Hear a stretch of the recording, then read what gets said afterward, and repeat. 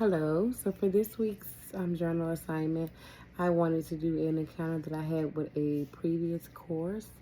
This particular one stood out to me because it was the first time that I had endured a patient that was this way and that came in with the reason chief complaint that he did.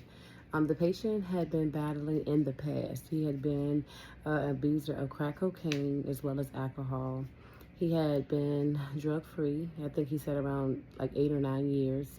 And he felt that his cravings were starting to come back. They had been subsided for a very long time, many years. And then all at once now they had been coming back and he had been craving a lot and he just felt like he was going to possibly relapse. He said that, so this is what made him bring it up to his medical doctor who referred him to a therapist. And that is how he started doing therapy.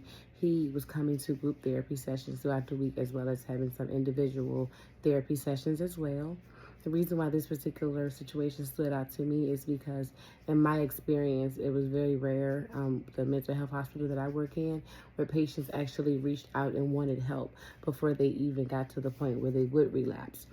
He said that he usually doesn't reach out for help. He wanted to try to help himself, but he will admit that usually when he comes in, he usually doesn't finish whatever the task is that he starts. He doesn't usually finish tasks. That was one of his, traits about himself that he had a problem with, but he wanted to try this time as much as he could.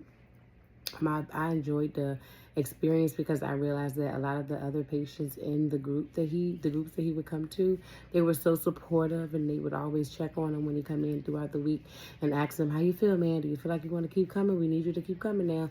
I know you usually give up. We don't want you to give up. We want you to keep pushing. And he would discuss his cravings and you could almost kind of see the anxiety he had because he had a lot of shaking going on. He would pace a lot. So I hoped that he never actually did any drugs. He did get a urinalysis done when he first started, and it was negative. But, they don't continue to test him over and over unless they feel that it's truly needed. He did continue to come. When I left and finished my clinical rotation, the patient was actually still coming. So he had actually did something different this time from what he usually does. I did notice to me that nurse practitioner role was very significant with this patient because not only was it important for them to give the proper recommendations for therapy for the patient, but to also provide some medications that would help him with his cravings.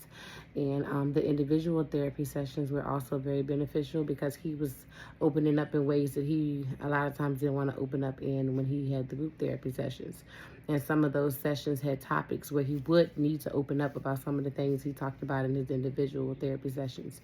I would say what I took from that experience was making the individual therapy sessions as beneficial as you can for a patient.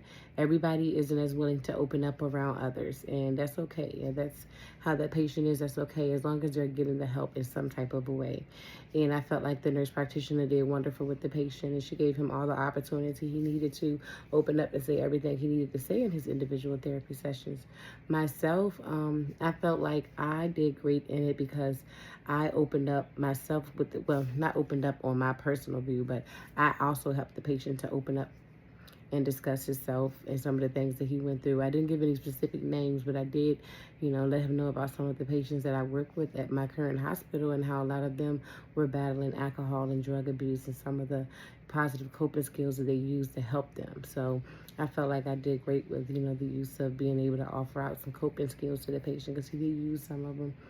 And one of those particular ones that he used that was very beneficial was the writing down where I am versus where I used to be versus where I want to be. And he utilized that. He told me like at least once or twice a week.